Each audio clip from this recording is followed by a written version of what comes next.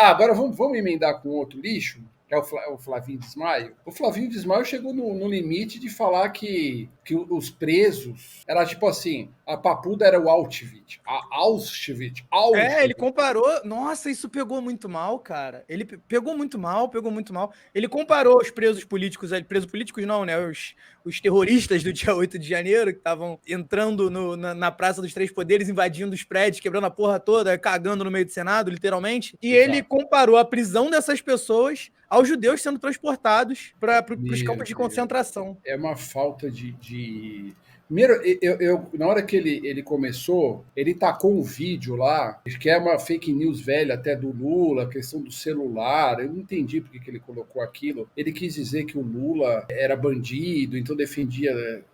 Era uma confusão o vídeo. Sobe o vídeo aí. Eu falei, lá vem uma denúncia gravíssima, A né? extrema-direita tá meio sem pauta, né? Então eles atacam todos os cantos ao mesmo tempo, eles não têm que falar da economia. A gente Meu, até viu o mas Magno Malta veio reclamar da reforma tributária, cara. não, os caras. Eles estão assim, né, cara? Eu acho que chegou no momento, principalmente nessa CPI aí, apesar que quem começou ontem da direita, né, que não seria extrema direita, é o tal do Isalci Lucas, que Que ele é foi o tucano. primeiro oposicionista a falar. E é tucano.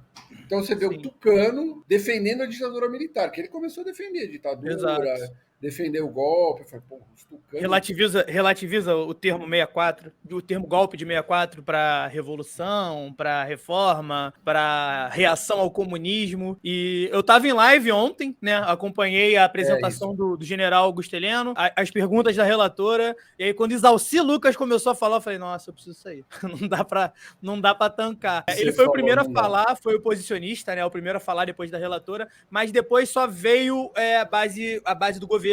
Só a base do governo falou mais. Então foi bem inquisitório mesmo em cima do general Augusto Heleno, que até se estressou algumas vezes, tanto com a relatora quanto com a Duda Salabert. Teve um pouco de estresse com a Jandira Fegali também. Depois que acabou a base do governo, né, até o recesso ali, perto do almoço, que foi 1h30, perto das 2 horas, trocou e quando voltou ficou só a base da oposição. E aí foi um show de horrores, de adoração ao general Augusto Heleno. Foi assustador, assustador. Não, e E de aí tem o adoração à trecho do ditadura, Flávio né? Bolsonaro, inclusive. Mas foi também um. Eu vou colocar o Flavinho aqui. Vamos ouvir aqui o nosso, como diz o Tiago Santirelli, o nosso mestre do Holocausto, né? Não, peraí, e tem uma coisa que antes de eu passar esse vídeo, fica já o comentário aí, eu sei que eu sou ansioso, mas o cara o pai dele tinha um ministro da cultura nazista, e agora presos do governo Bolsonaro são nazistas. Eu tô confuso. Vamos lá. E as prisões das milhares de pessoas nos dias 8 e 9 de janeiro foram feitas nos moldes nazistas. Eu já tive a honra e o privilégio de visitar o Museu do Holocausto em Jerusalém, em Israel. Quem não teve essa experiência ainda, faça o possível para ter, para saber qual é o tamanho do grau de maldade e crueldade que alguém pode impor a uma pessoa próxima, né, um ser humano na vida.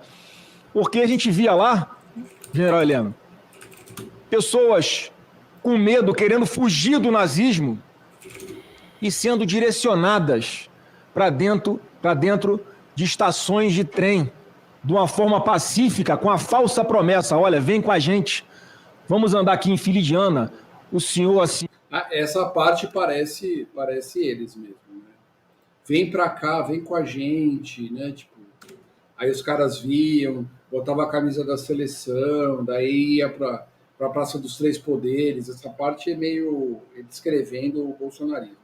E ele só tá falando pra escandalizar, cara. Porra, eles sempre foram... Não, é total. Sempre simpatizaram. Olha aqui, ó. Peguei 2 imagens aqui. Plano de fundo não, cadê? Aqui, sobreposição. Peguei 2 imagens. Não tem nada a ver com o marido da Zambelli. Isso aqui eu viajei. Não. Tá, mas aqui, ó. Quando o cara tava de cover de Adolfo. Aqui no Rio. Olha lá. Então. Bolsonaro tirou foto. Aqui outra também. Cadê? Não salvei o caralho da imagem. Bolsonaro com um líder da extrema-direita alemã. Exato. Que foi neta Porra, meu computador não quer me ajudar. Do ministro do Hitler, né? Eu lembro dessa história. Exato. Não tô conseguindo porque o formato da Teve imagem... um cara da Ku Klux Klan que veio aqui também no Brasil e falou, ele parece como nós, não sei o quê. Mas aí falar que, porra, as prisões foram molde nazistas... Eu não tô entendendo. O critério para prender as pessoas ali foi a etnia delas ou porque elas estavam invadindo e quebrando patrimônio público? É demais. Vamos ouvir o finalzinho aqui, depois a gente comenta mais, porque eu quero tirar esse pulho da frente. Ele está fazendo isso para escandalizar e nós vamos aqui comentar sobre ele mesmo, porque isso aqui é você aí do Rio de Janeiro que votou nesse pulha. Pelo amor de Deus, né, cara? Não dá, né? O cara não tem preparo nem para ser vereador no interior sei lá, da onde. Senhora, seus filhos pequenos, a senhora grávida, vamos caminhando que vocês vão entrar num trem e vão fugir do regime nazista. Enquanto estavam dentro das estações de trem, eram ligados às câmaras de gás. E as pessoas morriam aos milhares. Muito parecido com o que aconteceu aqui nas prisões dos dias 8 e 9 de janeiro. Quantos morreram nas prisões? Eu vou cortar. Quantos morreram nas prisões por causa de gás? Muito parecido, muito parecido. Eu vou botar aqui até que eu estava subindo aqui o texto. Eu recebi hoje de manhã, aqui no nosso e-mail Zona Curva, uma nota de repúdio do Instituto Brasil-Israel, dizendo, criticou a declaração do senador Flávio Bolsonaro, feito nesta terça-feira durante a CPMI. O senador diz que as prisões das milhares de pessoas nos dias 8 e 9 foram feitas nos moldes nazistas. O Inota Instituto Brasil-Israel destaca a declaração feita hoje por Flávio Bolsonaro compara vítimas do Holocausto aos depredadores de Brasília, é um caso clássico de banalização do Holocausto. Foi justamente isso que ele falou.